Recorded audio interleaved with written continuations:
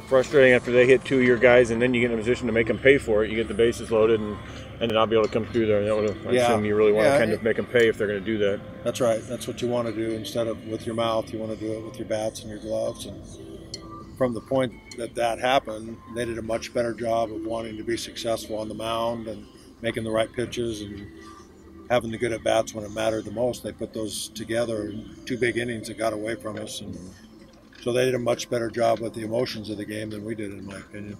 Are you saying from after the first inning or from after when it was hit? Well, I mean, first inning we could have had a crooked number and we get a 1, and they did a good job.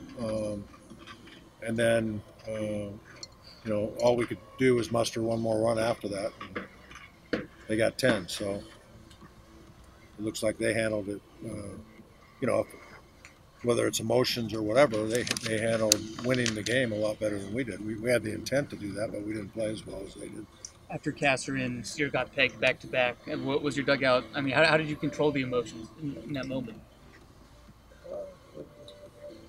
It looked like that those weren't accidents, I guess. But I don't know. They're college kids, and very rarely do you see in a college game where there's a beanball fight. And,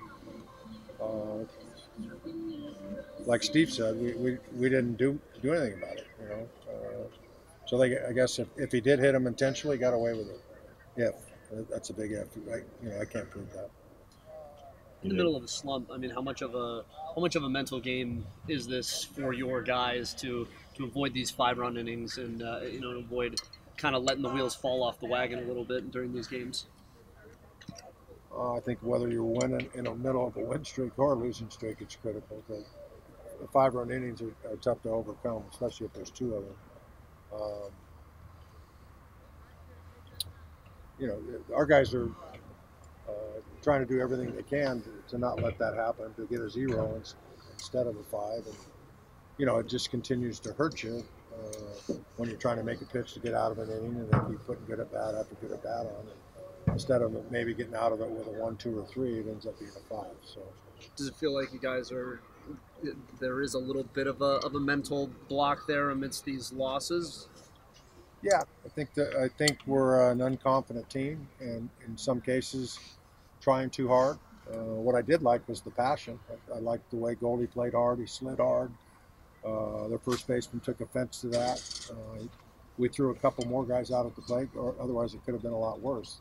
They took better at bats with guys in scoring position than we did, and they made better pitches with guys in scoring position. We can make anything we want out of the fight and the emotions and the losing streak. It was just a baseball game that they played better than us. And, we can look into the layers of that and everything else. Here's what I know. I know our players are trying their ever-loving butts off. So, and I'm proud to be their coach, and I take responsibility for the fact that we're not playing very well. Mercer, couple walks. I mean, that inning was a couple walks, and then that one ball was right out the third baseline. Next one's kind of through. It was sort of the walks put him in position to where a couple things like that could really cost him. Yeah, Matty's got good stuff. He just needs to execute pitches better. That's all. They're a fastball hitting team. They hit his fastball last year, and he wasn't able to locate his secondary pitches this year, and that one inning got away from him. Pac-12 hitters can.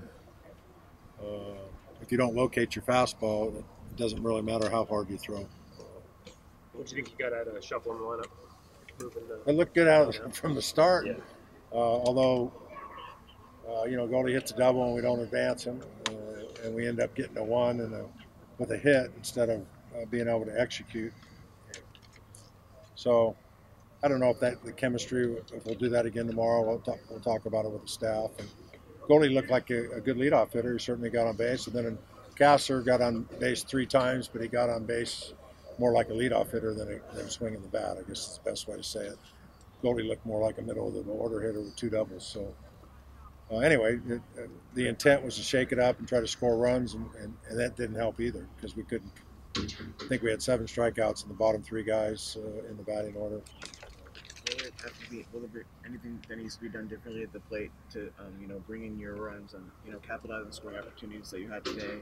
Will anything have to be done differently at the plate when you have guys in scoring position? Yeah, the obvious is get hits, but I think the tendency is almost like when we hit with count leverage, we get too big. And I think we get too excited for the opportunity to make pitches and to hit.